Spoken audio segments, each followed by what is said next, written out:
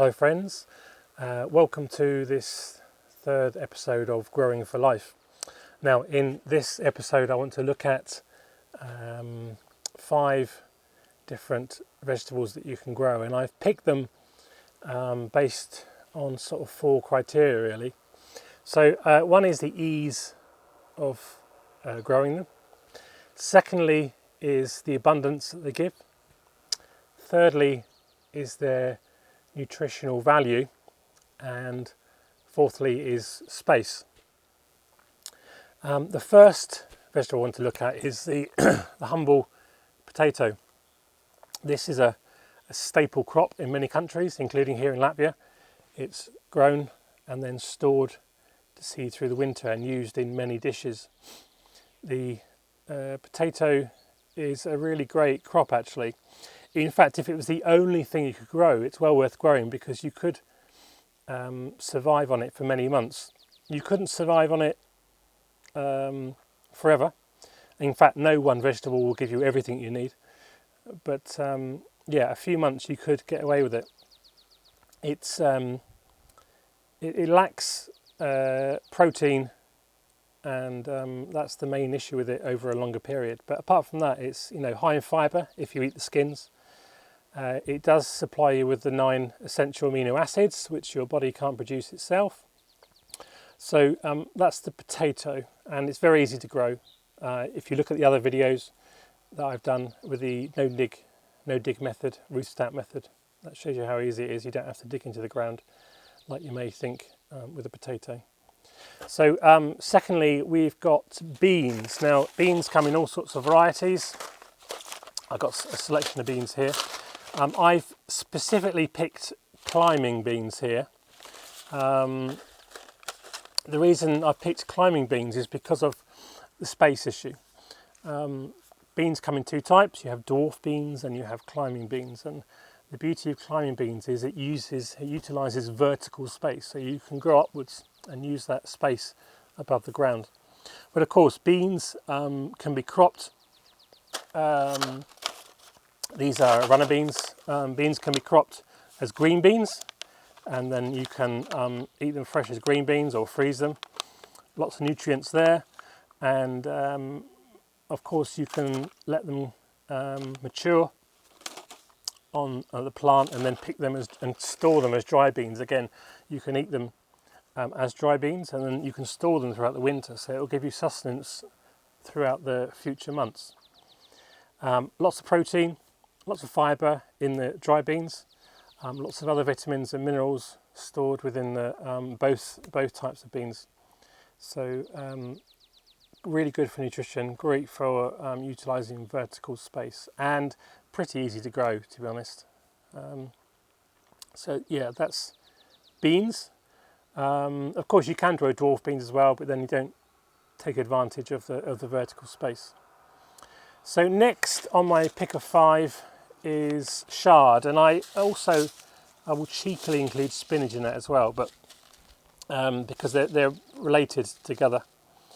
And but chard, or mangold as it's called in the rest of the world, great plant, gives you your leafy greens. It's a great source of vitamin K and calcium, nice and bright on the plate.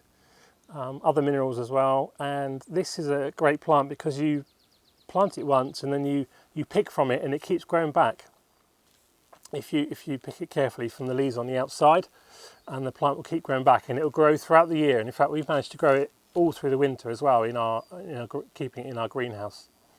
So yeah, that's my third plant, chard. Fourth is, these aren't in any particular order really, but is radish. Radish is a really, really easy plant to grow. It's very forgiving with different types of soils.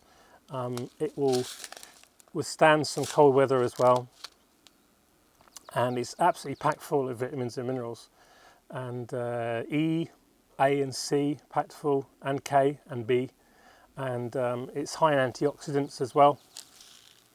But you can plant this all year round pretty much, depending on your climate.